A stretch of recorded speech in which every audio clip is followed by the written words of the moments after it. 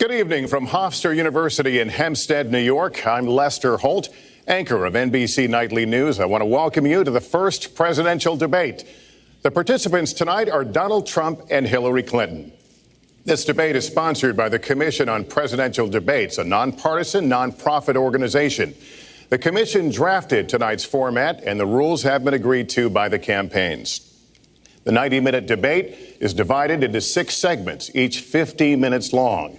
We'll explore 3 topic areas tonight: achieving prosperity, America's direction, and securing America.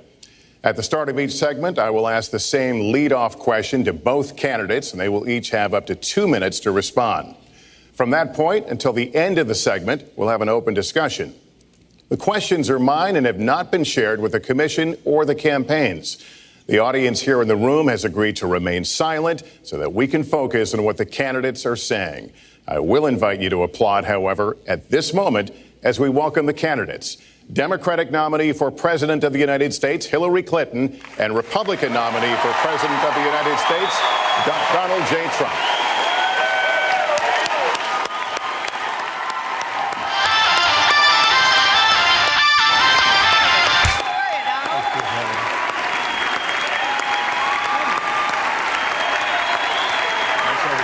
Good luck to you. Mr. Trump, good luck to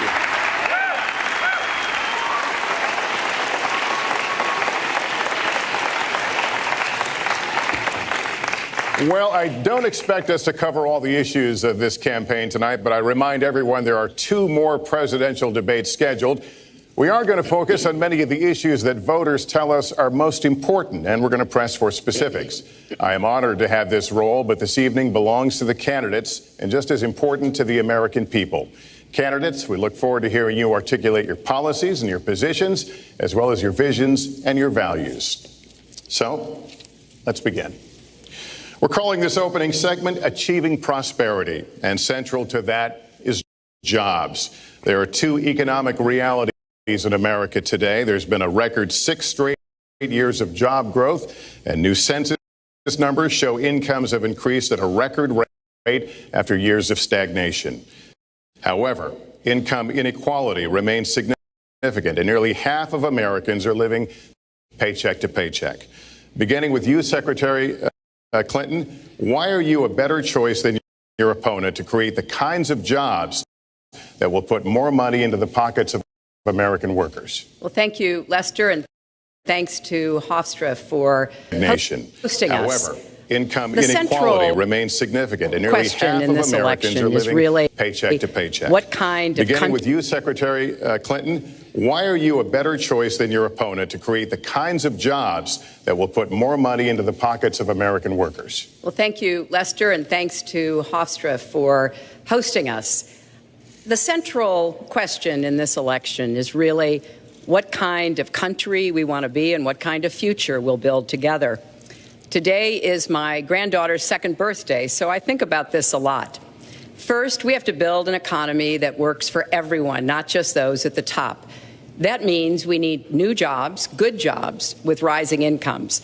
I want us to invest in you. I want us to invest in your future. That means jobs in infrastructure, in advanced manufacturing, in innovation and technology, clean renewable energy, and small business, because most of the new jobs will come from small business. We also have to make the economy fairer. That starts with raising the national minimum wage and also guarantee, finally, equal pay for women's work. I also want to see more companies do profit sharing. If you help create the profits, you should be able to share in them, not just the executives at the top. And I want us to do more to support people who are struggling to balance family and work. I've heard from so many of you about the difficult choices you face and the stresses that you're under. So let's have paid family leave, earned sick days.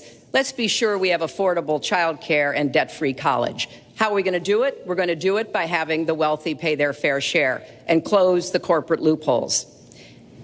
Finally, we tonight are on the stage together, Donald Trump and I. Donald, it's good to be with you.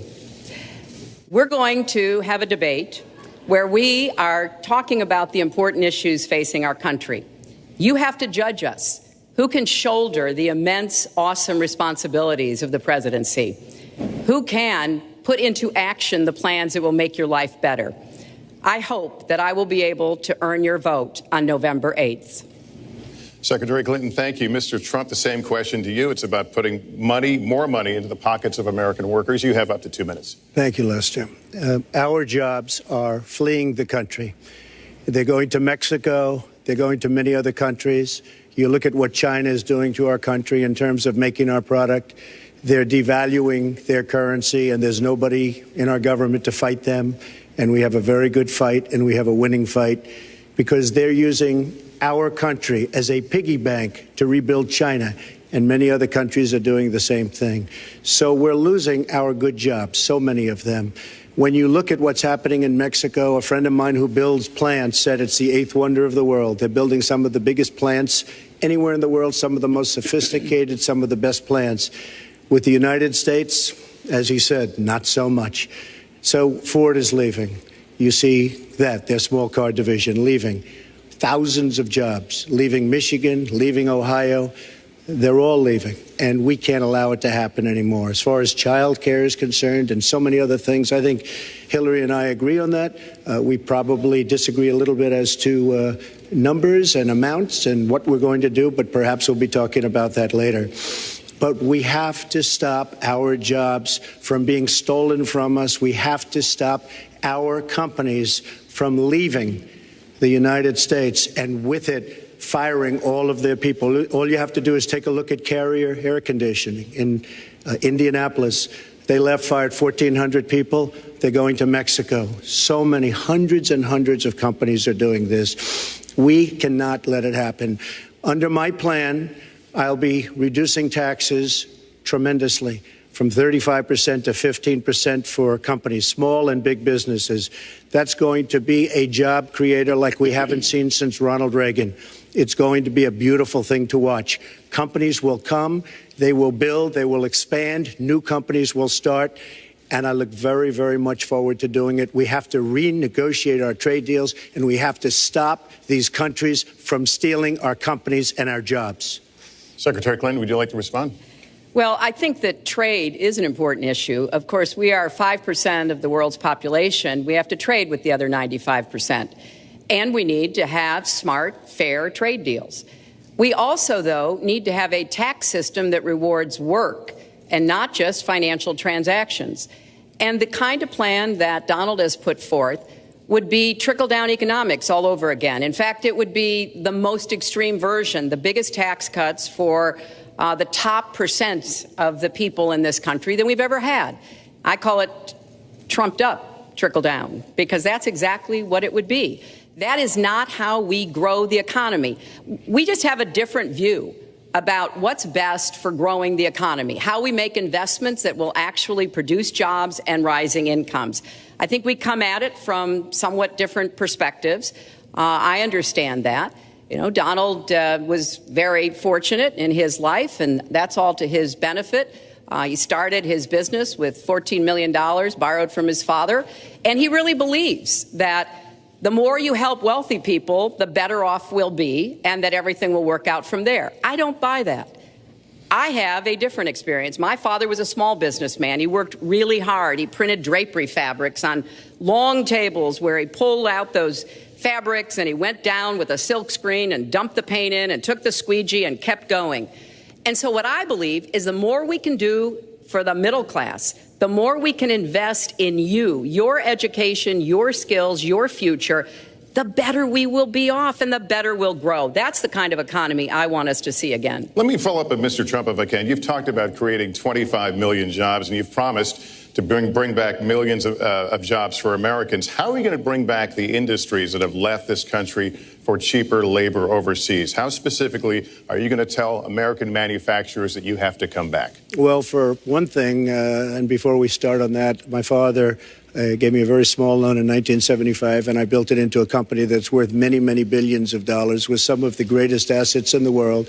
And I say that only because that's the kind of thinking that our country needs. Our country's in deep trouble. We don't know what we're doing when it comes to devaluations, and all of these countries all over the world, especially China, they're the the best ever at it. What they're doing to us is a very, very sad thing. So we have to do that. We have to renegotiate our trade deals. And Lester, they're taking our jobs, they're giving incentives, they're doing things that, frankly, we don't do. Let me give you the example of Mexico. They have a VAT tax. We're in a different system. When we sell into Mexico, there's a tax. When they sell in automatic, 16% approximately. When they sell into us, there's no tax. It's a defective agreement. It's been defective for a long time, many years, but the politicians haven't done anything about it. Now, in all fairness to Secretary Clinton, yes, is that okay? Good.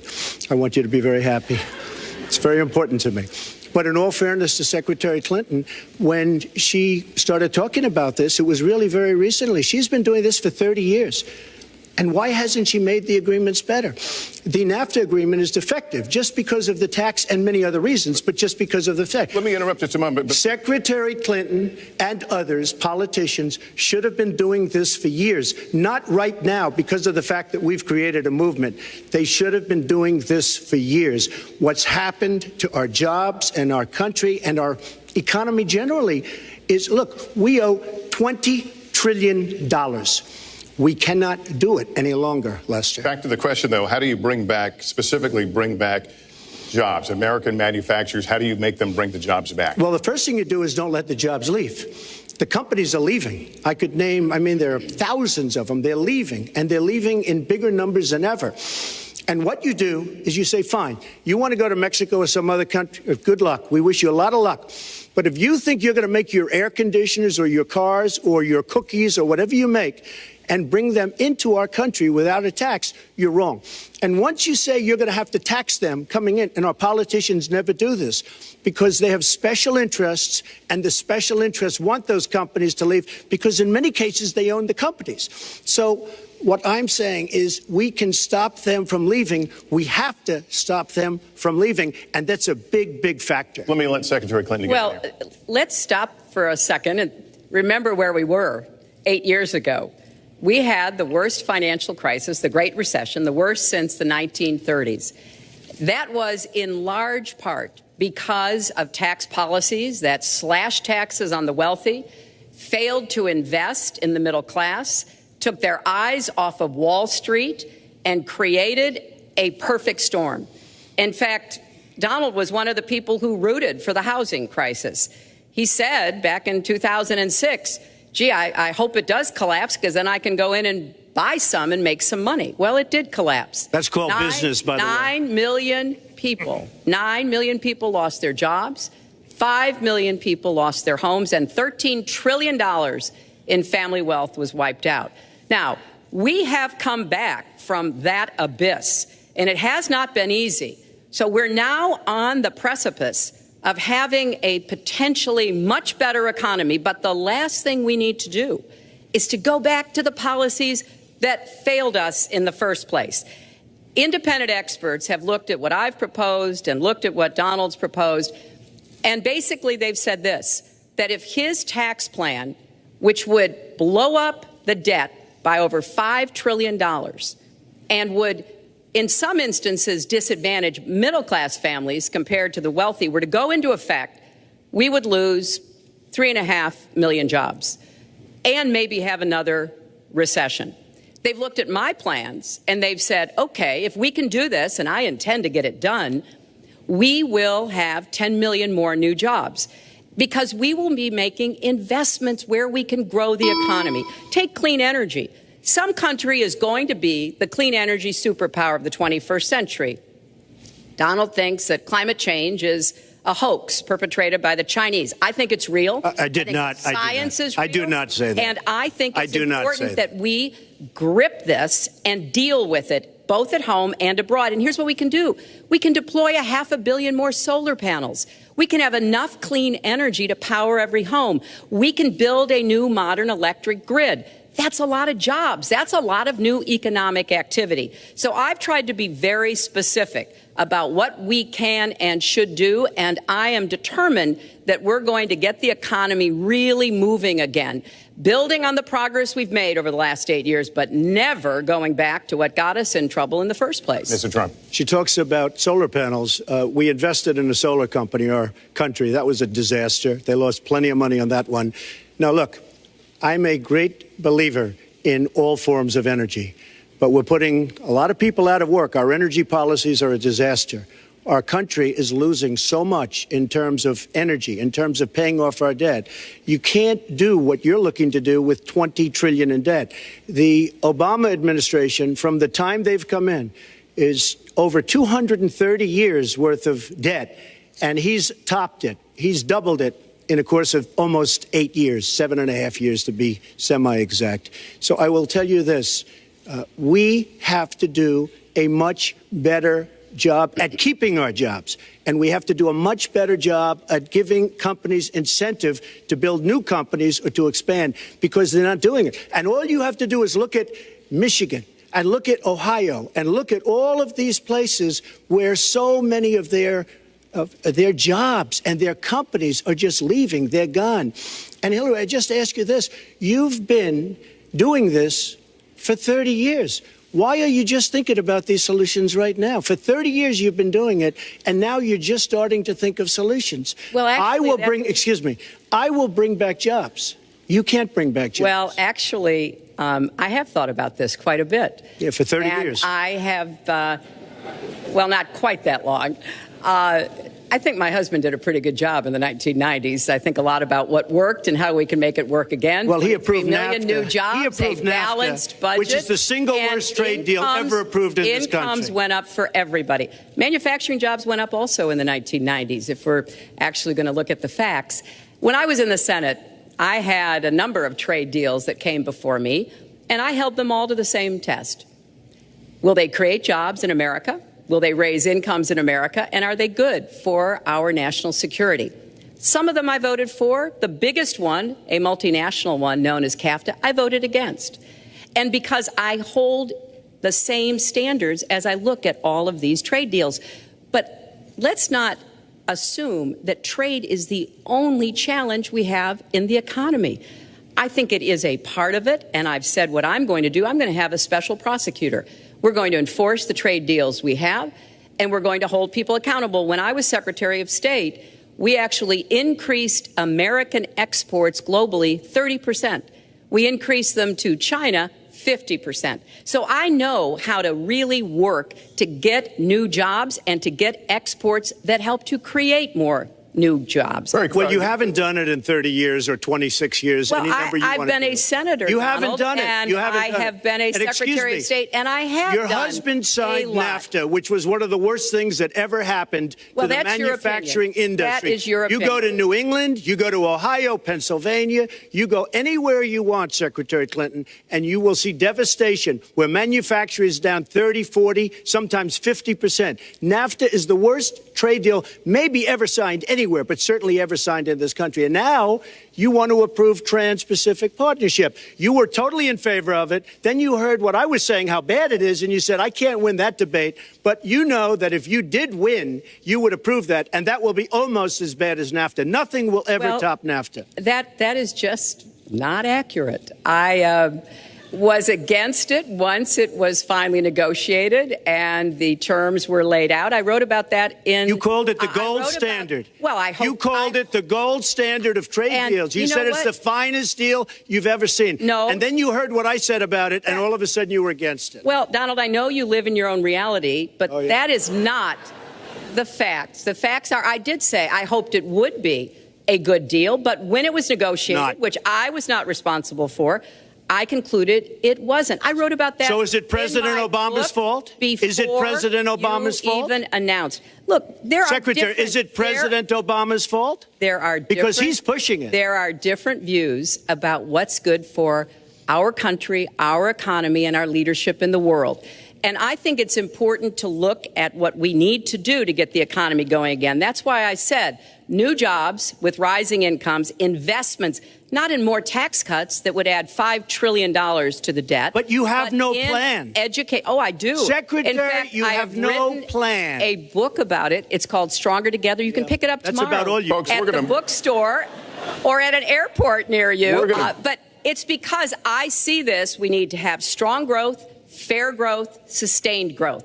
We also have to look at how we help families balance the responsibilities at home and the responsibilities at business. So we have a very robust set of plans, and people who have looked at both of our plans have concluded that mine would create 10 million jobs and yours would lose us 3.5 million jobs and explode You are the going debt, to approve one of which the would biggest tax have cuts a in recession. history. You are going to approve one of the biggest tax increases in history. You are going to drive business out. Your regulations are a disaster, and you're going to increase regulations all over the place. And by the way, my tax cut is the biggest since Ronald Reagan. I'm very proud of it. It will create tremendous numbers of new jobs. But regulations, you are going to regulate these businesses out of existence. When I go around, Lester, I tell you this, I've been all over. And when I go around, despite the tax cut, the things that business and people like the most is the fact that I'm cutting regulation. You have regulations on top of regulations, and new companies cannot form, and old companies are going out of business, and you want to increase the regulations and make them even worse. I'm going to cut regulations, but I'm going to cut taxes big league, and you're going to raise taxes big league. End of story. Let me get you to pause right there because we're going to move into the next segment. We're going to talk taxes. That can't be left Please to just stand. take 30 seconds, and then we're I going to go kind on. of assumed that there would be a lot of these charges and claims. And so Facts. we have taken the homepage of my website, HillaryClinton.com, and we've turned it into a fact checker. So if you want to see in real time what the facts are, please go and take a look. And take a look at mine also, and you'll see. Not add a penny to the debt, and your plans would add $5 trillion to the debt. What I have proposed would cut regulations and streamline them for small businesses. What I have proposed would be paid for by raising taxes on the wealthy because they have made all the gains in the economy. And I think it's time that the wealthy and corporations paid their fair share to support this Well, country. you just opened the next segment. Well, which is look, could I just finish? Actually, I think I should. I'm going to You give you go a to her chance right here. website With the and new you take a look at her 15-minute website. segment, She's it's going on to the- raise taxes $1.3 trillion. Mr. Trump, and look at her website. You know what? It's no different than this. She's telling us how to fight ISIS. Just go to her website. She tells you how to fight ISIS on her website. I don't think General Douglas MacArthur would like that All right, too much. The next segment, we're continuing Well, the at subject least of I have a plan to fight achieving ISIS. prosperity. No, you're telling the enemy everything you want to do. No, we're not. See, you're telling the enemy everything you want to do. We No are wonder you've been outlining- fighting. No wonder you've been fighting ISIS your entire adult life. Folks, Go to the fact checkers. Get folks, to work. you are unpacking a lot here, and we're still on the issue of achieving prosperity. And I want to talk about taxes. The fundamental difference between the two of you concerns the wealthy. Secretary Clinton, you're calling for a tax increase in the wealthiest Americans. I'd like you to further defend that. And Mr. Trump, you're calling for tax cuts for the wealthy. I'd like you to defend that. And this next 2-minute answer goes to you, Mr. Trump. Well, I'm really calling for major jobs because the wealthy are going to create tremendous jobs. They're going to expand their companies. They're going to do a tremendous job. I'm getting rid of the carried interest provision. And if you really look, it's not a tax. It's really not a great thing for the wealthy. It's a great thing for the middle class. It's a great thing for companies to expand.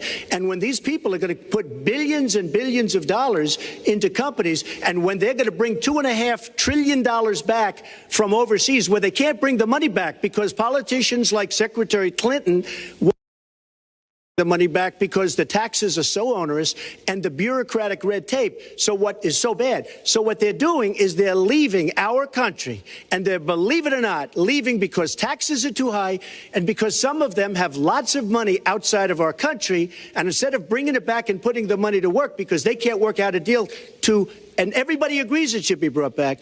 Instead of that, they're leaving our country to get their money because they can't bring their money back into our country because of bureaucratic red tape, because they can't get together, because we have a president that can't sit them around a table and get them to approve something. And here's the thing. Republicans and Democrats agree that this should be done. $2.5 trillion. I happen to think it's double that. It's probably $5 trillion that we can't bring into our country, Lester. And with a little leadership, you'd get it in here very quickly, and it could be put to use on the inner cities and lots of other things, and it would be beautiful. But we have no leadership. And honestly, that starts with Secretary Clinton. All right, you have 2 minutes on the same question to defend tax increases on the wealthiest Americans, Secretary Clinton. I have a feeling that by the end of this evening, I'm going to be blamed for everything that's ever happened. Why not? Why not? Yeah, why not? You know, just join the debate by saying more crazy things. Now, let me say there's nothing crazy about not letting our companies bring their money back into their country. This is Secretary Clinton's 2 minutes, please. Yeah, well, let's start the clock again, Lester. We've looked at your tax proposals. I don't see changes in the corporate tax rates or the kinds of proposals you're referring to that would cause the repatriation, bringing back of money that's stranded overseas. I happen to support that. I happen to support that in a way that will actually work to our benefit. But when I look at what you have proposed, you have what is called now the Trump loophole, because it would so advantage you and the business you do. You've proposed an approach that has a $4 billion tax benefit for your family. And when you look at what you are proposing, much for my family? It is, Lester, as I said, trumped up trickle down. Trickle down did not work. It got us into the mess we were in 2009. Slashing taxes on the wealthy hasn't worked. And a lot of really smart, wealthy people know that. And they are saying, hey, we need to do more to make the contributions we should be making to rebuild the middle class. I don't think top-down works in America. I think building the middle class, investing in the middle class, making college debt-free so more young people can get their education, helping people refinance their debt from college at a lower rate. Those are the kinds of things that will really boost the economy. Broad-based, inclusive growth is what we need in America, not more advantages for people at the very top. Mr. Trump, typical politician, all talk, no action, sounds good, doesn't work, never going to happen. Our country is suffering because people like Secretary Clinton have made such bad decisions in terms of our jobs and in terms of what's going on. Now, look, we have the worst revival of an economy since the Great Depression. And believe me, we're in a bubble right now. And the only thing that looks good is the stock market. But if you raise interest rates even a little bit, that's going to come crashing down. We are in a big, fat, ugly bubble. And we better be awfully careful. And we have a Fed that's doing political things. This Janet Yellen of the Fed. The Fed is doing political by keeping the interest rates at this level. And believe me, the day Obama goes off and he leaves and he goes out to the golf course for the rest of his life to play golf, when they raise interest rates, you're going to see some very bad things happen because the Fed is not doing their job. The Fed is being more political than Secretary Clinton. Mr. Trump, we're talking about the burden that Americans have to pay, yet you have not released your tax returns. And the reason nominees have released their returns for decades is that voters will know if their potential president owes money to, who owes it to, and any business conflicts. Don't Americans have a right to know if there are any conflicts of interest? I don't mind releasing. I'm under a routine audit, and it'll be released. And as soon as the audit's finished, it'll be released. But you will learn more about Donald Trump by going down to the federal elections, where I filed a 104-page, essentially financial statement of sorts, the forms that they have. It shows income. In fact, the income, I just looked today, the income is filed at $694 million for this past year. $694 million. If you would have told me I was going to make that 15 or 20 years ago, I would have been very surprised. But that's the kind of thinking that our country needs. When we have a country that's doing so badly, that's being ripped off by every single country in the world, it's the kind of thinking that our country needs because everybody Lester, we have a trade deficit with all of the countries that we do business with of almost $800 billion a year. You know what that is? That means who's negotiating these trade deals? We have people that are political hacks negotiating our trade deals. The IRS says an audit of your taxes, you're perfectly free to release your taxes during an audit. And so the question, does the public's right to know outweigh your personal? Well, I told you, I will release them as soon as the audit. Look, I've been under audit almost for 15 years. I know a lot of wealthy people that have never been audited. I said, do you get audited? I get audited almost every year. And in a way, I should be complaining. I'm not even complaining. I don't mind it. It's almost become a way of life. I get audited by the IRS, but other people don't. I will say this. We have a situation in this country that has to be taken care of. I will release my tax returns against my lawyer's wishes. When she releases her 33,000 emails that have been deleted, as soon as she releases them, I will release my tax returns. And that's against my lawyers. They say, don't do it. I will tell you this. No, in fact, watching shows, reading the papers, almost every lawyer says, you don't release your returns until the audit's complete. When the audit's complete, I'll do it. But I would go against them if she releases her email. So it's negotiable? It's not negotiable. No, let her release the email. Why did she delete 33,000? Well, I'll let her ask that, but let me just admonish the audience one more time. There was an agreement. We did ask you to be silent, so it would be helpful for us. Secretary Clinton.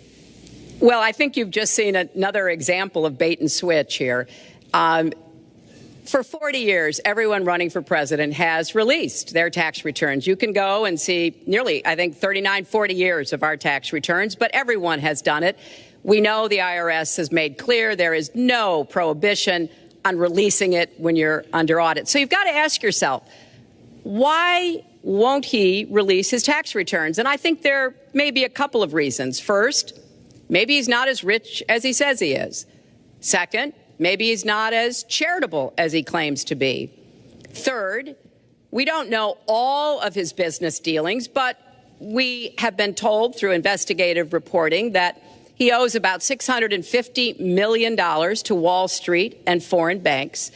Or maybe he doesn't want the American people, all of you watching tonight, to know that he's paid nothing in federal taxes, because the only years that anybody's ever seen were a couple of years when he had to turn them over to state authorities when he was trying to get a casino license, and they showed he didn't pay any federal income tax. So if he's paid zero, that means zero for troops, zero for vets, zero for schools or health. And I think probably he's not all that enthusiastic about having the rest of our country see what the real reasons are, because it must be something really important, even terrible, that he's trying to hide. And the financial disclosure statement, they don't give you the tax rate. They don't give you all the details that tax returns would.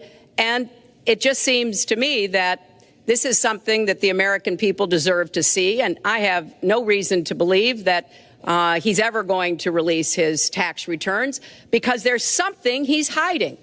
And we'll guess. We'll keep guessing at what it might be that he's hiding. But I think the question is, were he ever to get near the White House, what would be those conflicts? Who does he owe money to? Well, he owes you the answers to that, and he should provide them. He also raised the issue of your emails. Do you want to respond to that? I do. You know, I made a mistake using a private email. That's for sure. And if I had to do it over again, I would obviously do it differently. But I'm not going to make any excuses. It was a mistake, and I take responsibility for that. Mr. Trump? That was more than a mistake. That was done purposely. Okay, that was not a mistake. That was done purposely. When you have your staff taking the Fifth Amendment, taking the Fifth so they're not prosecuted, when you have the man that set up the illegal server taking the Fifth, I think it's disgraceful. And believe me, this country thinks it's disgraceful. It really thinks it's disgraceful also. As far as my tax returns, you don't learn that much from tax returns, that I can tell you. You learn a lot from financial disclosure, and you should go down and take a look at that. The other thing, I'm extremely underleveraged. The report that said 650, which, by the way, a lot of friends of mine that know my business said, boy, that's really not a lot of money. It's not a lot of money relative to what I had. The buildings that were in question, they said in the same report, which was actually, it wasn't even a bad story, to be honest with you, but the buildings are worth $3.9 billion. And the 650 isn't even on that. But it's not 650. It's much less than that. But I could give you a list of banks. I would, if that would help you, I would give you a list of banks. These are very fine institutions, very fine banks. I could do that very quickly. I am very underleveraged. I have a great company. I have a tremendous income. And the reason I say that is not in a braggadocious way. It's because it's about time that this country had somebody running it that has an idea about money. When we have $20 trillion in debt and our country's a mess. You know, it's one thing to have $20 trillion in debt and our roads are good and our bridges are good and everything's in great shape. Our airports are like from a third world country. You land at LaGuardia, you land at Kennedy, you land at LAX, you land at Newark, and you come in from Dubai and Qatar and you see these incredible, you come in from China, you see these incredible airports and you land, we've become a third world country. So, the worst of all things has happened. We owe $20 trillion, and we're a mess. We haven't even started. And we've spent $6 trillion in the Middle East, according to a report that I just saw, whether it's 6 or 5, but it looks like it's 6. $6 trillion in the Middle East. We could have rebuilt our country twice, and it's really a shame. And it's politicians like Secretary Clinton that have caused this problem. Our country has tremendous problems. We're a debtor nation, we're a serious debtor nation, and we have a country that needs new roads, new tunnels, new bridges, new airports, new schools, new hospitals. And we don't have the money because it's been squandered on so many of your ideas. Let you and respond, maybe and we'll move to our because next. you haven't paid any federal income tax for a lot of years. And the other thing I think is important. It would be squandered too, believe me. If your main claim to be president of the United States is your business, then I think we should talk about that. You know, your campaign manager said that you built a lot of businesses on the backs of little guys. And indeed, I have met a lot of the people who were stiffed by you and your businesses, Donald. I've met dishwashers, painters, architects, glass installers, marble installers, drapery installers, like my dad was, who you refused to pay when they finished the work that you asked them to do. We have an architect in the audience who designed one of your clubhouses at one of your golf courses. It's a beautiful facility.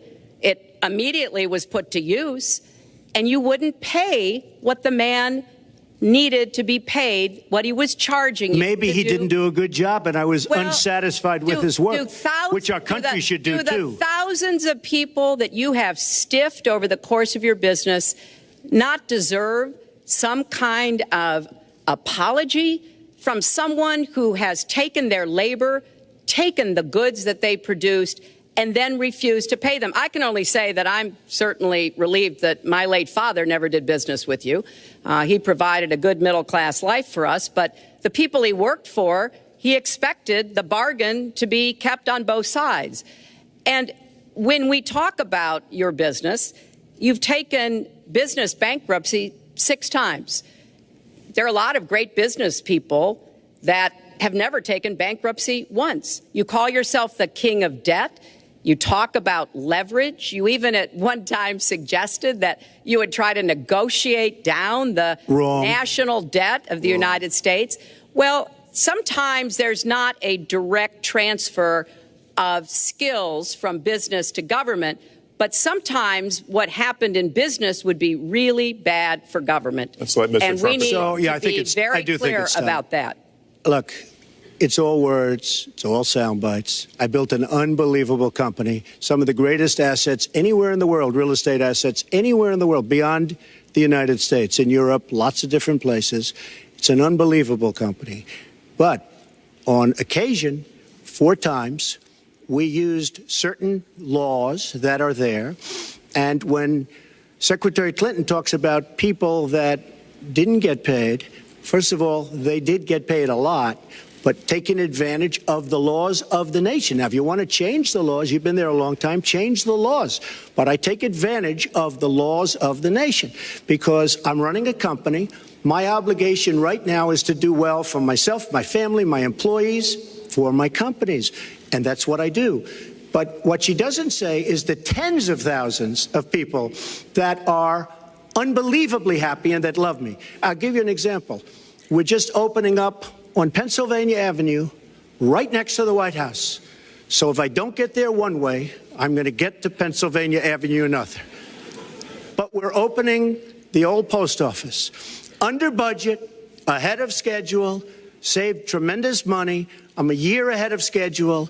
And that's what this country should be doing. We build roads and they cost 2 and 3 and 4 times what they're supposed to cost. We buy products for our military and they come in at costs that are so far above what they were supposed to be because we don't have people that know what they're doing. When we look at the budget is bad to a large extent because we have people that have no idea as to what to do and how to buy. The Trump International is way under budget and way ahead of schedule. And we should be able to do that for our country. Well, we're well behind schedule, so I want to move to our next segment. We move into our next segment talking about America's direction, and let's start by talking about race. The share of Americans who say race relations are bad in this country is the highest it's been in decades, much of it amplified by shootings of African Americans by police, as we've seen recently in Charlotte and Tulsa. Race has been a big issue in this campaign, and one of you is going to have to bridge a very wide and bitter gap. So how do you heal the divide? Secretary Clinton, you get 2 minutes on this. Well, you're right. Race remains a significant challenge in our country. Unfortunately, race still determines too much, often determines where people live, determines what kind of education in their public schools they can get, and yes, it determines how they're treated in the criminal justice system. We've just seen those 2 tragic examples in both Tulsa and Charlotte. And we've got to do several things at the same time. We have to restore trust between communities and the police. We have to work to make sure that our police are using the best training, the best techniques, that they're well prepared to use force only when necessary. Everyone should be respected by the law, and everyone should respect the law. Right now, that's not the case in a lot of our neighborhoods. So I have, ever since the first day of my campaign, called for criminal justice reform. I've laid out a platform that I think would begin to remedy some of the problems we have in the criminal justice system. But we also have to recognize, in addition to the challenges that we face with policing, there are so many good, brave police officers who equally want reform. So we have to bring communities together in order to begin working on that as a mutual goal. And we've got to get guns out of the hands of people who should not have them. The gun epidemic is the leading cause of death of young African American men, more than the next 9 causes put together. So we have to do 2 things, as I said. We have to restore trust. We have to work with the police. We have to make sure they respect the communities and the communities respect them. And we have to tackle the plague of gun violence, which is a big contributor to a lot of the problems that we're seeing today. All right, Mr. Trump, you have 2 minutes. How do you heal the divide? Well, first of all, Secretary Clinton doesn't want to use a couple of words, and that's law and order. And we need law and order. If we don't have it, we're not going to have a country. And when I look at what's going on in Charlotte, a city I love, a city where I have investments, when I look at what's going on throughout various parts of our country, whether it's, I can just keep naming them all day long. We need law and order in our country. And I just got today, as you know, the endorsement of the Fraternal Order of Police. We just came in. We have endorsements from, I think, almost every police group, a large percentage of them in the United States. We have a situation where we have our inner cities, African Americans, Hispanics, are living in hell because it's so dangerous. You walk down the street, you get shot. In Chicago, they've had thousands of shootings, thousands, since January 1st. Thousands of shootings. And I'm saying, where is this? Is this a war-torn country? What are we doing? And we have to stop the violence. We have to bring back law and order in a place like Chicago, where thousands of people have been killed, thousands over the last number of years. In fact, almost 4,000 have been killed since Barack Obama became president. Almost 4,000 people in Chicago have been killed. We have to bring back law and order. Now, whether or not in a place like Chicago you do stop and frisk, which worked very well, Mayor Giuliani is here, it worked very well in New York, it brought the crime rate way down. But you take the gun away from criminals that shouldn't be having it. We have gangs roaming the street, and in many cases, they're illegally here, illegal immigrants, and they have guns, and they shoot people. And we have to be very strong, and we have to be very vigilant. We have to know what we're doing. Right now, our police, in many cases, are afraid to do anything. We have to protect our inner cities because African-American communities are being decimated by crime. Your 2 minutes has expired, but I do want to follow up. Stop and frisk was ruled unconstitutional in New York because it largely singled out Black and Hispanic young men. No, you're wrong. It went before a judge who was a very against police judge. It was taken away from her, and our new mayor, refused to go forward with the case. They would have won an appeal. If you look at it throughout the country, there are many places where the argument is that it's a form of racial profiling. No, the argument is that we have to take the guns away from these people that have them and that are bad people that shouldn't have them. These are felons. These are people that are bad people that shouldn't be. When you have 3,000 shootings in Chicago from January 1st, when you have 4,000 people killed in Chicago by guns from the beginning of the presidency of Barack Obama, his hometown, you have to have stop and frisk. You need more police.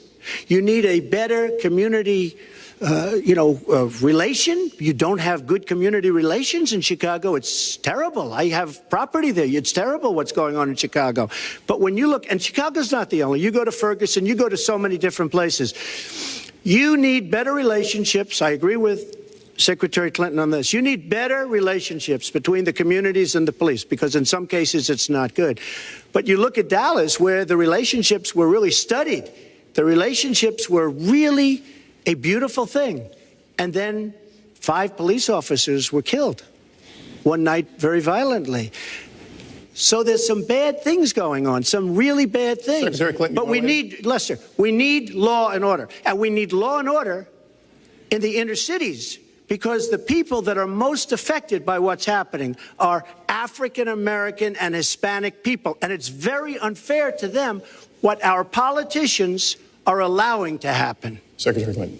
Well, I've heard Donald say this at his rallies, and it's really unfortunate that he paints such a dire, negative picture of Black communities in our country. You know, the vibrancy of the Black church, the Black businesses that employ so many people, the opportunities that so many families are working to provide for their kids. There's a lot that we should be proud of and we should be supporting and lifting up. But we do always have to make sure we keep people safe. There are the right ways of doing it, and then there are ways that are ineffective. Stop and frisk was found to be unconstitutional, and in part because it was ineffective. It did not do what it needed to do. Now, I believe in community policing, and in fact, violent crime is 1/2 of what it was in 1991. Property crime is down 40%. We just don't want to see it creep back up. We've had 25 years of very good cooperation, but there were some problems, some unintended consequences. Too many young African American and Latino men ended up in jail for nonviolent offenses, and it's just a fact that if you're a young African American man and you do the same thing as a young white man, you are more likely to be arrested, charged, convicted, and incarcerated. So we've got to address the systemic racism in our criminal justice system. We cannot just say law and order. We have to say we have to come forward with a plan that is going to divert people from the criminal justice system, deal with mandatory minimum sentences, which have put too many people away for too long for doing too little. We need to have more second chance programs. I'm glad that we're ending private prisons in the federal system. I want to see them ended in the state system. You shouldn't have a profit motivation to fill prison cells with young Americans. So there are some positive ways we can work on this. And I believe strongly that common sense gun safety measures would assist us right now. And this is something Donald has supported along with the gun lobby. Right now, we've got too many military-style weapons on the streets. In a lot of places, our police are outgunned. We need comprehensive background checks, and we need to keep guns out of the hands of those who will do harm. And we finally need to pass a prohibition on anyone who's on the terrorist watch list from being able to buy a gun in our country. If you're too dangerous to fly, you are too dangerous to buy a gun. So there are things we can do, and we ought to do it in a bipartisan way. Secretary Clinton, last week you said we've got to do everything possible to improve policing, to go right at implicit bias. Do you believe that police are implicitly biased against black people? Lester, I think implicit bias is a problem for everyone, not just police. I think, unfortunately, too many of us in our great country jump to conclusions about each other. And therefore, I think we need all of us to be asking hard questions about, why am I feeling this way? But when it comes to policing, since it can have literally fatal consequences, I have said in my first budget we would put money into that budget to help us deal with implicit bias by retraining a lot of our police officers. I've met with a group of very distinguished, experienced police chiefs a few weeks ago. They admit it's an issue. They've got a lot of concerns. Mental health is one of the biggest concerns because now police are having to handle a lot of really difficult mental health problems on the street. They want support. They want more training. They want more assistance.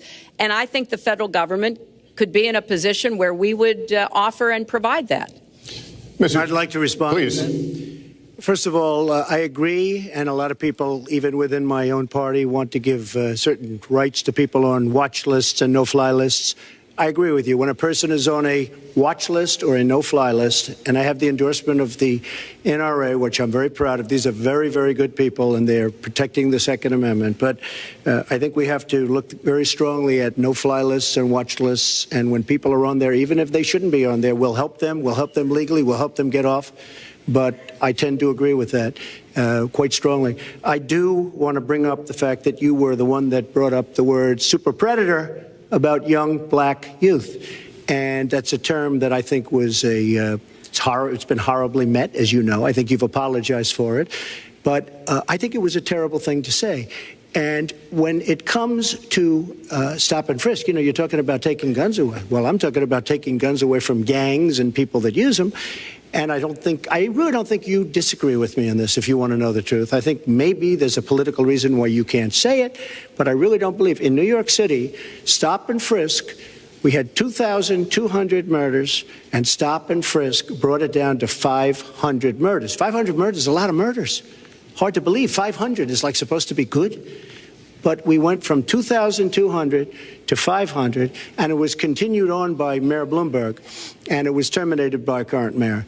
But stop and frisk had a tremendous impact on the safety of New York City, tremendous beyond belief. So when you say it has no impact, it really did. It had a very, very big impact. Well, it's also fair to say, if we're going to talk about mayors, that under the current mayor, crime has continued to drop, including murders. So there is... You're wrong. No, I'm not. Murders are up. All right, you'll check. New York has done an excellent job, and I give credit. I give credit across the board, going back to mayors, to police chiefs, because it has worked, and other communities need to come together to do what will work as well. Look, one murder is too many, but it is important that we learn about what has been effective and not go to things that sound good that really did not have the kind of impact that we would want. Who disagrees with keeping neighborhoods safe?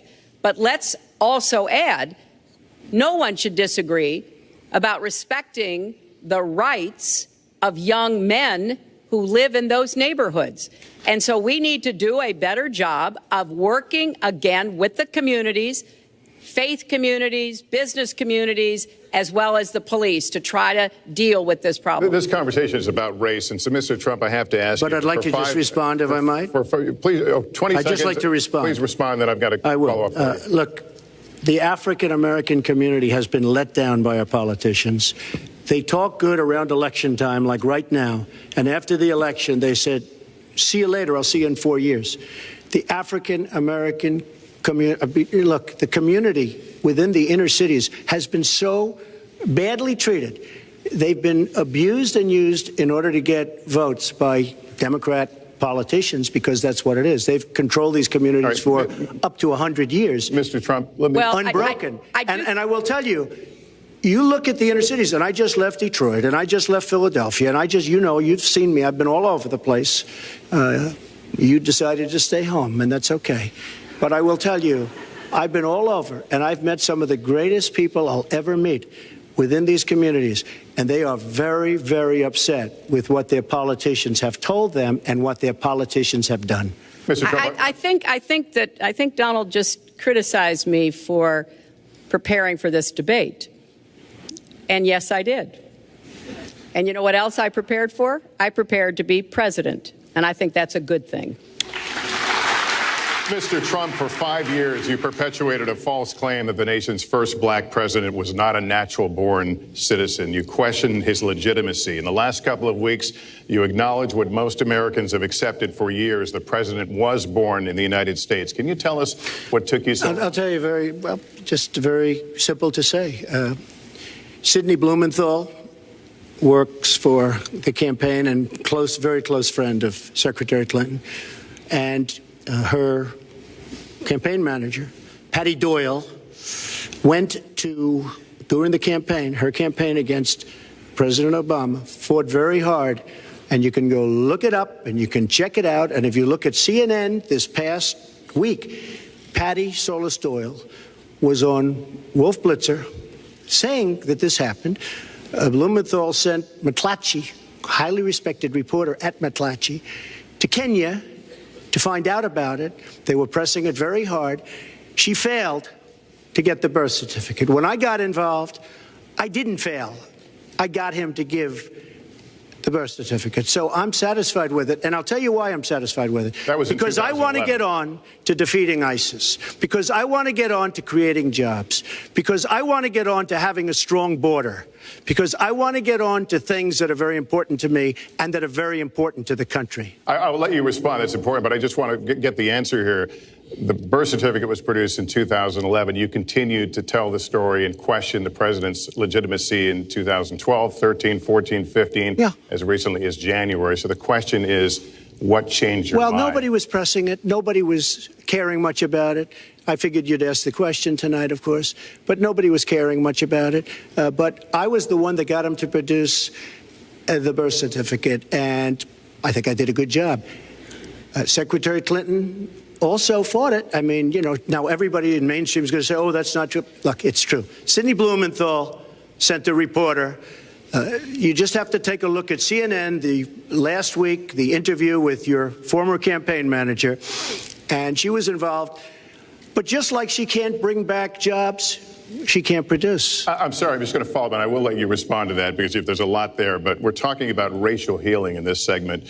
What do you say to Americans? Well, it was I say nothing. I say nothing because I was able to get him to produce it. He should have produced it a long time before. I say nothing. But let me just tell you, when you talk about healing, I think that I've developed very, very good relationships over the last little while with the African-American community. I think you can see that.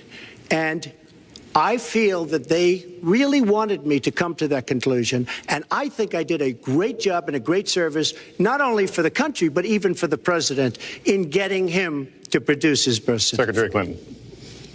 Well, just listen to what you heard. And clearly, as Donald just admitted, he knew he was going to stand on this debate stage and Lester Holt was going to be asking us questions. So he tried to put the whole racist birther lie to bed. But it can't be dismissed that easily. He has really started his political activity based on this racist lie that our first black president was not an American citizen. There was absolutely no evidence for it, but he persisted. He persisted year after year because some of his supporters, people that he was trying to bring into his fold, apparently believed it or wanted to believe it. But remember, Donald started his career back in 1973 being sued by the Justice Department for racial discrimination because he would not rent apartments in one of his developments to African Americans, and he made sure that the people who worked for him understood that was the policy. He actually was sued twice by the Justice Department. So he has a long record of engaging in racist behavior. And the birther lie was a very hurtful one. You know, Barack Obama is a man of great dignity, and I could tell how much it bothered him and annoyed him that this was being touted and used against him. But I like to remember what Michelle Obama said in her amazing speech at our Democratic National Convention. When they go low, we go high. And Barack Obama went high, despite Donald Trump's best efforts to bring him down. Mr. Trump, you can respond, then we're going to move on to the next segment. I would love to respond. First of all, I got to watch, in preparing for this, some of your debates against Barack Obama. You treated him with terrible disrespect.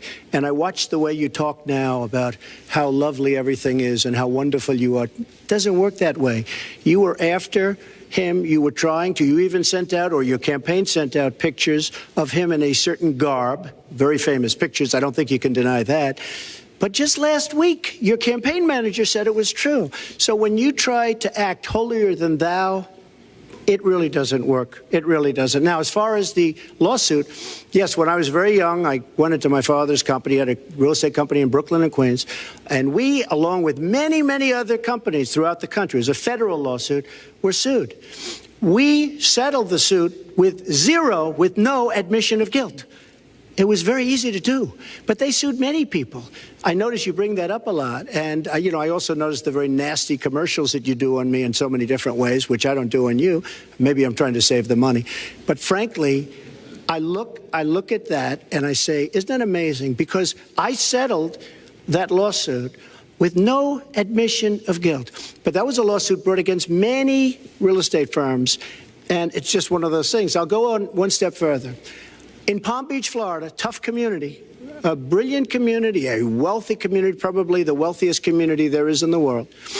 I opened a club and really got great credit for it. No discrimination against African Americans, against Muslims, against anybody. And it's a tremendously successful club, and I'm so glad I did it. And I have been given great credit for what I did, and I'm very, very proud of it. And that's the way I feel.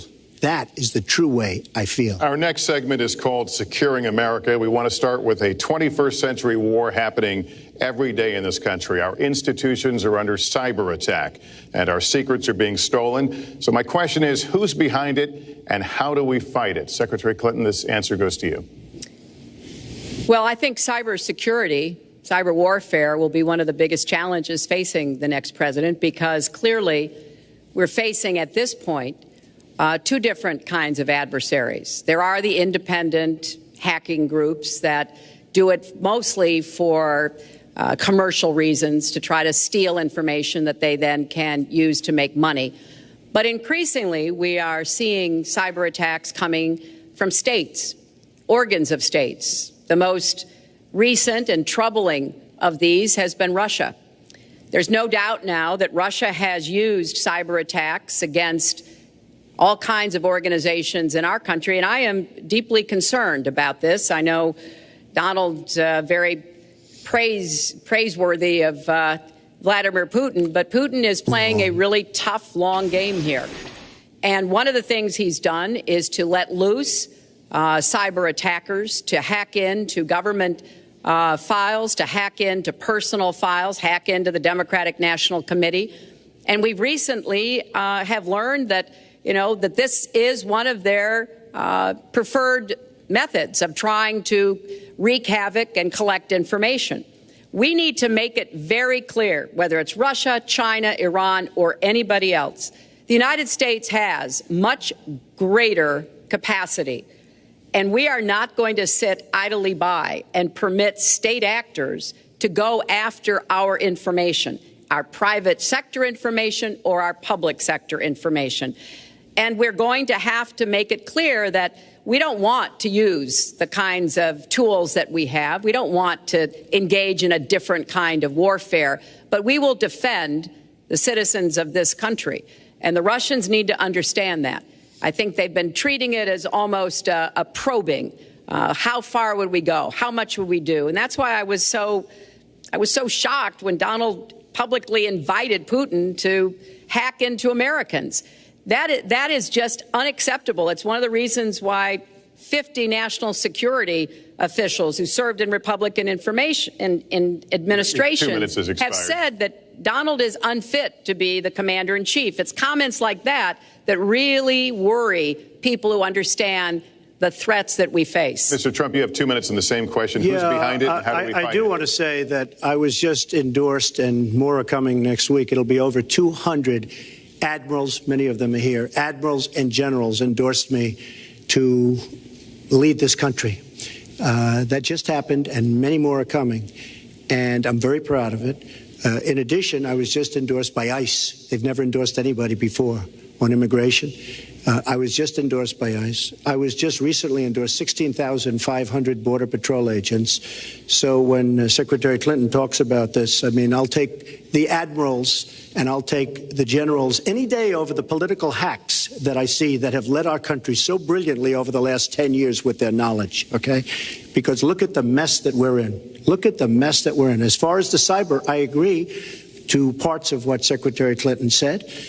We should be better than anybody else, and perhaps we're not. I don't think anybody knows it was Russia that broke into the DNC. She's saying Russia, Russia, Russia, but maybe it was. I mean, it could be Russia, but it could also be China. It could also be lots of other people. It also could be somebody sitting on their bed that weighs 400 pounds, okay? You don't know who broke in to DNC, but what did we learn with DNC? We learned that Bernie Sanders was taken advantage of by your people, by Debbie Wasserman Schultz. Look what happened to her. But Bernie Sanders was taken advantage of. That's what we learned. Now, whether that was Russia, whether that was China, whether it was another country, we don't know. Because the truth is, under President Obama, we've lost control of things that we used to have control over. We came in with the Internet. We came up with the Internet. And I think Secretary Clinton and myself would agree very much when you look at what ISIS is doing with the Internet. They're beating us at our own game, ISIS. So we have to get very, very tough on cyber and cyber warfare. It is a huge problem. I have a son. He's 10 years old. He has computers. He is so good with these computers. It's unbelievable. The security aspect of cyber is very, very tough, and maybe it's hardly doable. But I will say we are not doing the job we should be doing. But that's true throughout our whole governmental society. We have so many things that we have to do better, Lester, and certainly cyber is one of them. Secretary Clinton. Well, I think there are a number of issues that we should be addressing. I have put forth a plan to defeat ISIS. It does involve going after them online. I think we need to do much more with our tech companies to prevent ISIS and their operatives from being able to use the Internet to radicalize, even direct people in our country and Europe and elsewhere. But we also have to intensify our air strikes against ISIS and eventually support our Arab and Kurdish partners to be able to actually take out ISIS in Raqqa and their claim of being a caliphate. We're making progress. Our military is assisting in Iraq, and we're hoping that within the year we'll be able to push ISIS out of Iraq and then, really squeeze them in Syria.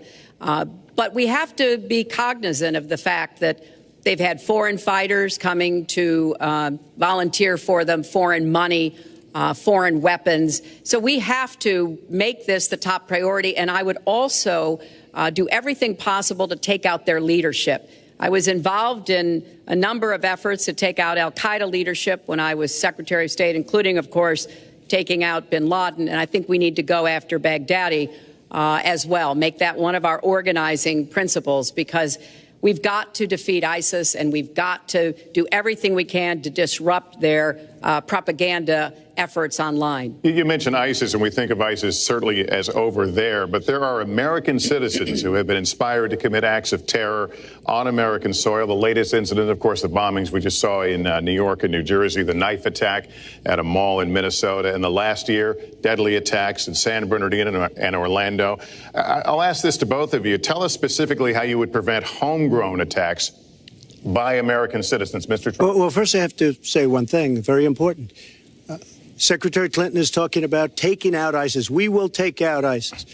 Well, President Obama and Secretary Clinton created a vacuum the way they got out of Iraq, because they got out. They shouldn't have been in, but once they got in, the way they got out was a disaster, and ISIS was formed. So she talks about taking them out. She's been doing it a long time. She's been trying to take them out for a long time. But they wouldn't have even been formed if they left some troops behind, like 10,000 or maybe something more than that. And then you wouldn't have had them. Or, as I've been saying for a long time, and I think you'll agree because I said it to you once, had we taken the oil, and we should have taken the oil, ISIS would not have been able to form either, because the oil was their primary source of income. And now they have the oil all over the place, including the oil, a lot of the oil in Libya, which was another one of her disasters. Secretary Clinton. Well, I hope the fact checkers are turning up the volume and really working hard. Donald supported the invasion of Iraq. Wrong. That is absolutely wrong. Proved over and over again. Wrong. He actually advocated for the actions we took in Libya and urged that Gaddafi be taken out after actually doing some business with him one time. But the larger point, he says this constantly, is George W. Bush made the agreement about when American troops would leave Iraq, not Barack Obama. And the only way that American troops could have stayed in Iraq is to get an agreement from the then Iraqi government that would have protected our troops. And the Iraqi government would not give that. But let's talk about the question you asked, Lester. The question you asked is, what do we do here in the United States? That's the most important part of this. How do we prevent attacks? How do we protect our people? And I think we've got to have an intelligence surge where we are looking for every scrap of information. I was so proud of law enforcement in New York, in Minnesota, in New Jersey. You know, they responded so quickly, so professionally to the attacks that occurred by Rahami. And they brought him down. And we may find out more information because he is still alive, which may prove to be an intelligence benefit. So we've got to do everything we can to vacuum up intelligence from Europe, from the Middle East. That means we've got to work more closely with our allies. And that's something that Donald has been very dismissive of. We're working with NATO, the longest military alliance in the history of the world, to really turn our attention to terrorism. We're working with our friends in the Middle East, many of which, as you know, are Muslim-majority nations. Donald has consistently insulted Muslims abroad, Muslims at home, when we need to be cooperating with Muslim nations and with the American Muslim community. They're on the front lines. They can provide information to us that we might not get anywhere else. They need to have close working cooperation with law enforcement in these communities, not be alienated and pushed away, as some of Donald's rhetoric, unfortunately, has led to. Mr. Well, I'd have to respond. Please respond. The secretary said very strongly about working with. We've been working with them for many years. And we have the greatest mess anyone's ever seen. You look at the Middle East, it's a total mess. Under your direction to a large extent. But you look at the Middle East, you started the Iran deal. That's another beauty where you have a country that was ready to fall. I mean, they were doing so badly. They were choking on the sanctions, and now they're going to be actually probably a major power at some point pretty soon, the way they're going. But when you look at NATO, I was asked on a major show, what do you think of NATO? And you have to understand, I'm a business person. I did really well, but I have common sense. And I said, well, I'll tell you, I haven't given lots of thought to NATO, but two things. Number one, the 28 countries of NATO, many of them aren't paying their fair share. Number two, and that bothers me because we should be, yes, we're defending them, and they should at least be paying us what they're supposed to be paying by treaty and contract. And number two, I said, and very strongly, NATO could be obsolete because, and I was very strong on this, and it was actually covered very accurately in the New York Times, which is unusual for the New York Times, to be honest. But I said they do not focus on terror. And I was very strong, and I said it numerous times. And about 4 months ago, I read on the front page of the Wall Street Journal that NATO is opening up a major terror division. And I think that's great. And I think we should get, because we pay approximately 73% of the cost of NATO. It's a lot of money to protect other people. But I'm all for NATO. But I said they have to focus on terror also. And they're going to do that. And that was, believe me, I'm sure I'm not going to get credit for it, but that was largely because of what I was saying and my criticism of NATO. I think we have to get NATO to go into the Middle East with us, in addition to surrounding nations, and we have to knock the hell out of ISIS, and we have to do it fast. When ISIS formed in this vacuum created by Barack Obama and Secretary Clinton, and believe me, you were the ones that took out the troops. Not only that, you named the day. They couldn't believe it. They sat back probably and said, I can't believe it. They said, no, wait a minute. We've covered when they formed, this is something that never should have happened. It should have never happened. Now, you're talking about taking out ISIS, but you were there and you were Secretary of State when it was a little infant. Now it's in over 30 countries. And you're going to stop them? I don't think so. Mr. Trump, a lot of these are judgment questions. You had supported the war in Iraq before the invasion. What makes your judgment? I did not support the war in Iraq. 2002. That is a mainstream media nonsense put out by her because she, frankly, I think the best person in her campaign is mainstream media. My question is, since you would you like to hear? Why is your I was against the war. Wait a minute. I was against the war in Iraq, just so you put it out. The record shows otherwise. The record does not show that. Why is your judgment? The record shows that I'm right. When I did an interview with Howard Stern, very lightly, first time anyone's asked me that, I said, very lightly, I don't know, maybe, who knows, essentially. I then did an interview with Neil Cavuto. We talked about the economy is more important. I then spoke to Sean Hannity, which everybody refuses to call Sean Hannity. I had numerous conversations with Sean Hannity at Fox, and Sean Hannity said, and he called me the other day, and I spoke to him about it. He said, you were totally against the war, because he was for the war. Why is your judgment better than... And that was before the war started. Sean Hannity said very strongly to me and other people, he's willing to say, but nobody wants to call him, I was against the war. He said, you used to have fights with me because Sean was in favor of the war. And I understand that side also, not very much, because we should have never been there. But nobody called Sean Hannity. And then they did an article in a major magazine shortly after the war started, I think in 2004, but they did an article which had me totally against the war in Iraq. And one of your compatriots said, you know, whether it was before or right after, Trump was definitely, because if you read this article, there's no doubt. But if somebody, and I'll ask the press, if somebody would call up Sean Hannity, this was before the war started, he and I used to have arguments about the war. I said it's a terrible and a stupid thing. It's going to destabilize the Middle East, and that's exactly what it's done. It's been a disaster. My reference was to what you had said in 2002, and my question was, why is your judgment any different than Mrs. Clinton? Well, I have much better judgment than she does. There's no question about that. I also have a much better temperament than she has. You know, I have a much better. She spent, let me tell you, she spent hundreds of millions of dollars on an advertising. You know, they get Madison Avenue into a room, they put names. Oh, temperament, let's go after. I think my strongest asset, maybe by far, is my temperament. I have a winning temperament. I know how to win. She does not know how to win. Clinton. Wait, the AFL-CIO the other day, behind the blue screen, I don't know who you were talking to, Secretary Clinton, but you were totally out of control. I said, there's a person with a temperament that's got a problem. Secretary Clinton. Woo, okay. Let's talk about two important issues that were briefly mentioned by Donald. First, NATO. You know, NATO as a military alliance has something called Article 5, and basically it says this: an attack on one is an attack on all. And do you know the only time it's ever been invoked?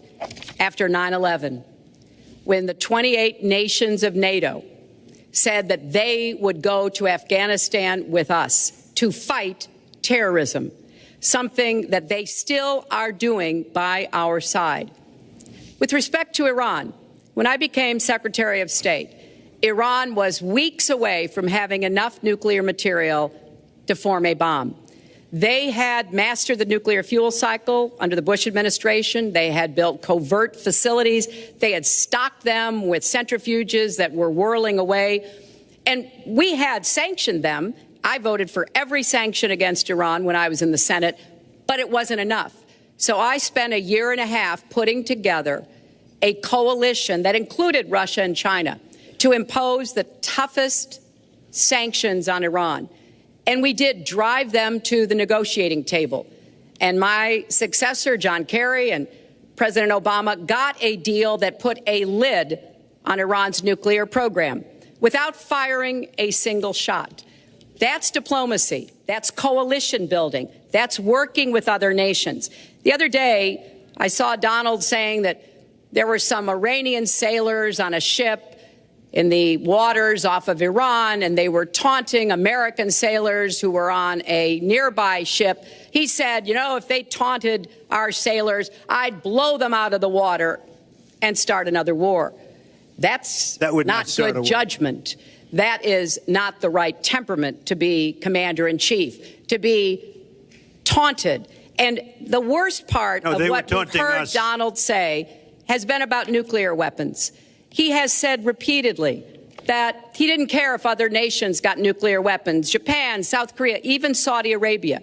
It has been the policy of the United States, Democrats and Republicans, to do everything we could to reduce the proliferation of nuclear weapons. He even said, well, you know, if there were a nuclear war in the East Asia, well, you know, that's fine. You know, have a good time, folks. And in fact, his cavalier attitude about nuclear weapons is so deeply troubling.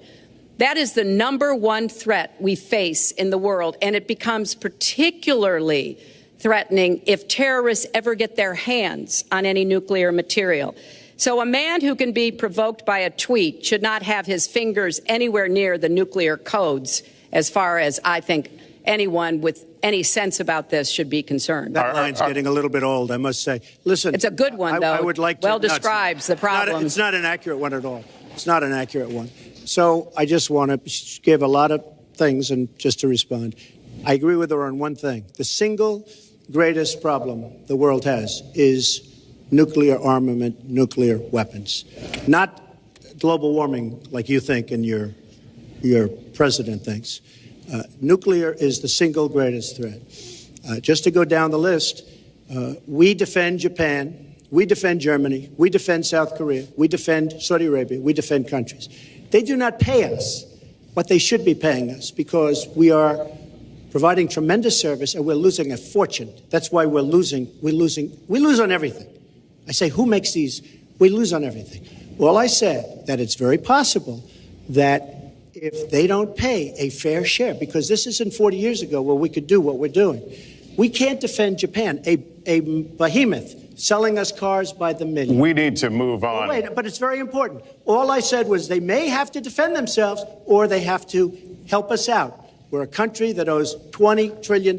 They have to help us out. As far as the nuclear is concerned, I agree. It is the single greatest threat that this country has. Which leads my next question as we enter our last segment here still on the subject of securing America. On nuclear weapons, President Obama reportedly considered changing the nation's longstanding policy on first use.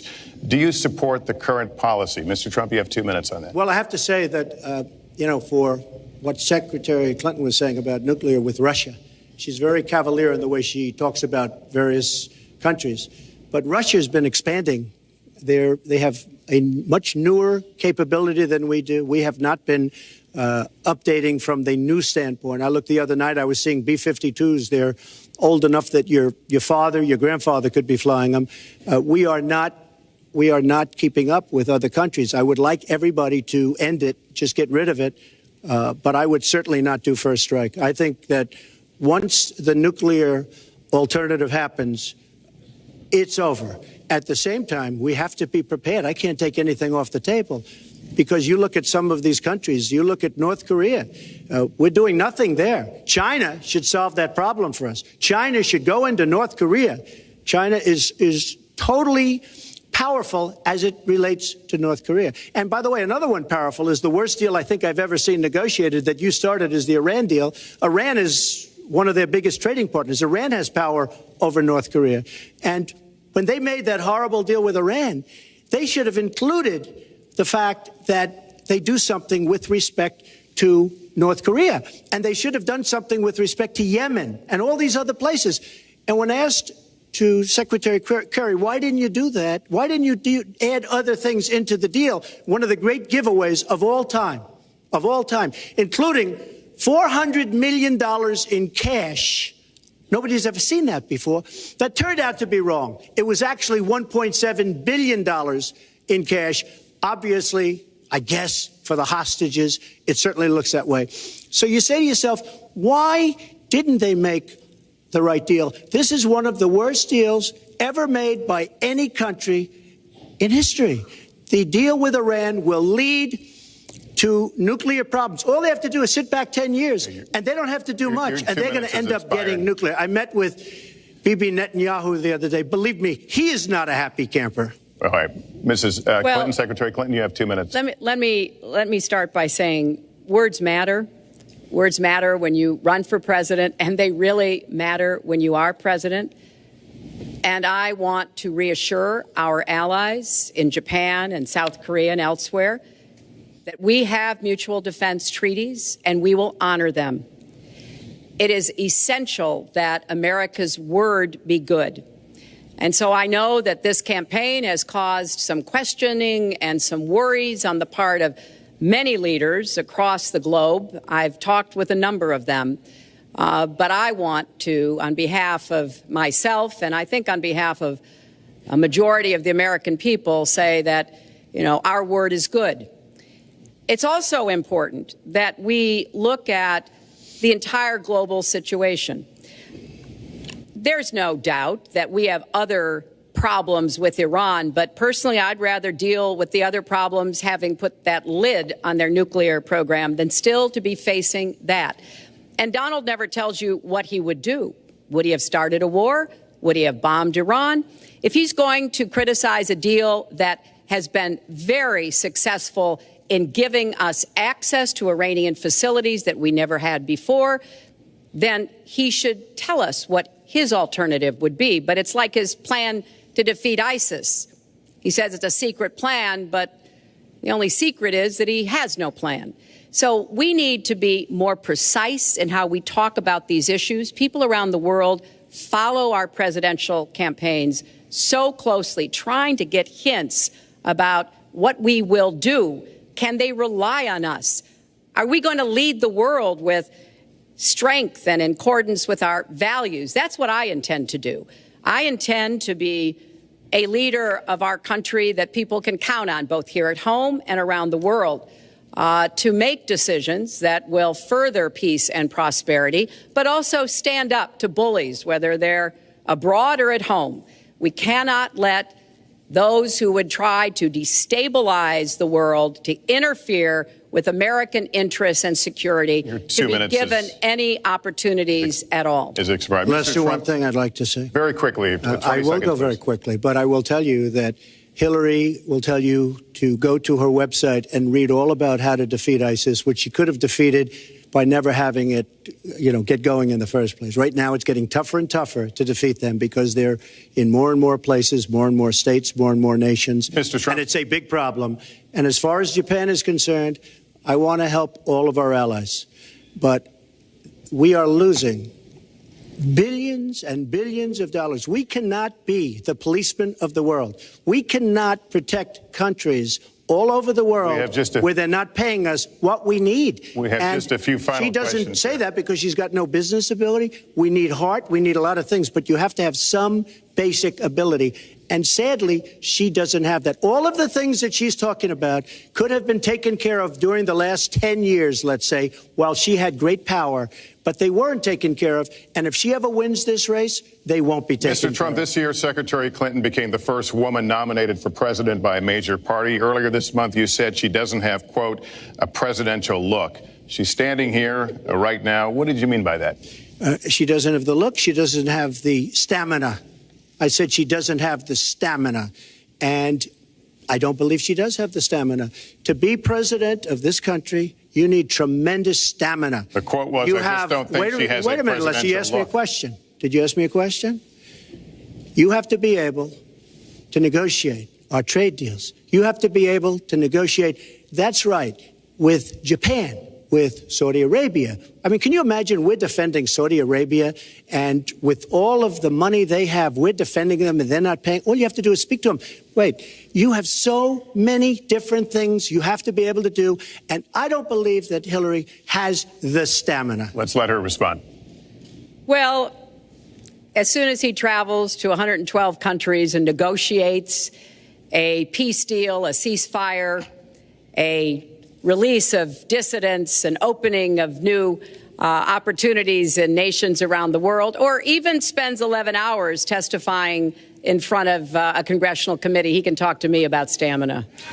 The world, let me tell you, Hillary has experience, but it's bad experience. We have made so many bad deals during the last, so she's got experience, that I agree, but it's bad experience.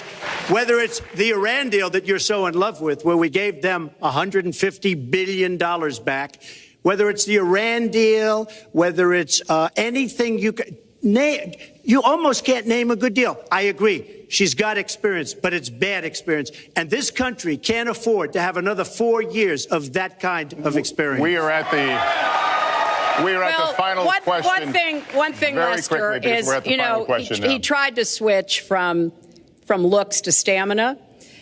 But this is a man who has called women pigs, slobs, and dogs, and someone who has said pregnancy is an inconvenience to employers, who has said women don't deserve equal pay unless they do as good a job as men.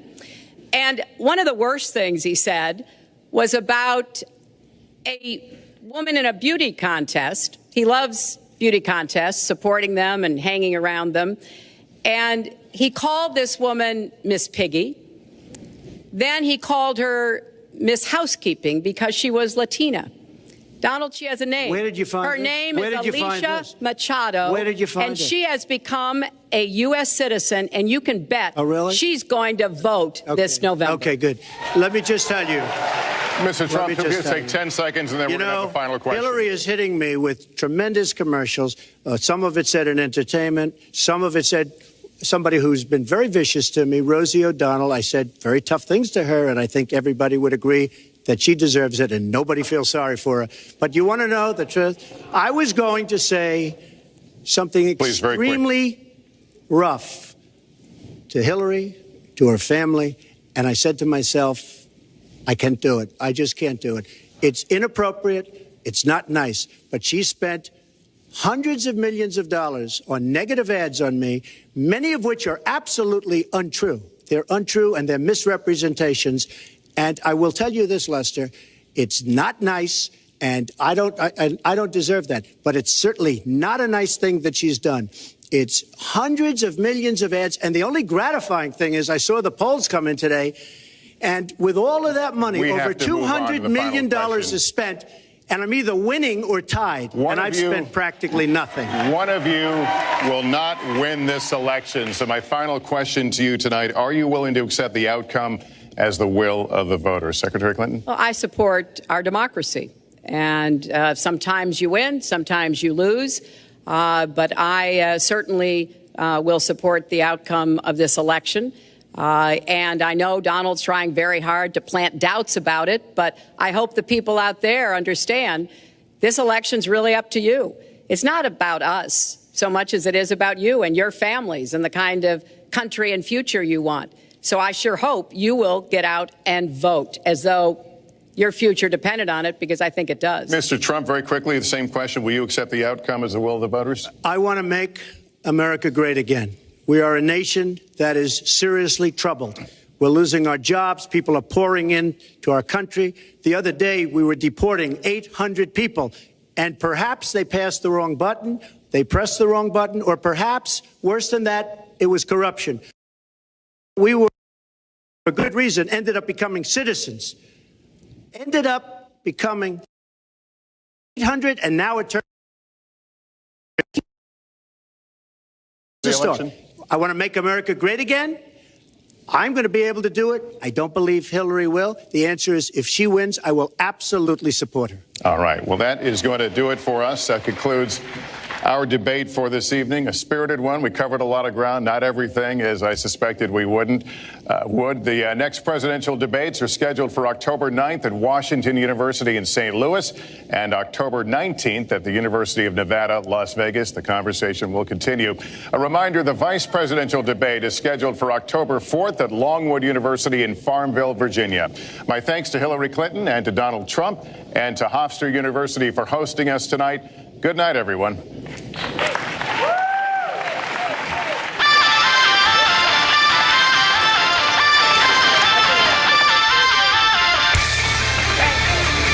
there you have it. Now be very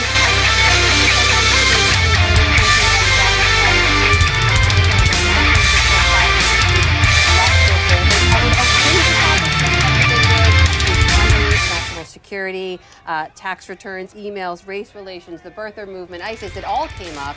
There's a lot to get through. There are a lot of fact checks. Stay with us here. We're going to try to get through as many as we can and, of course, bring you a live look from inside the spin room as well. Interesting to watch this.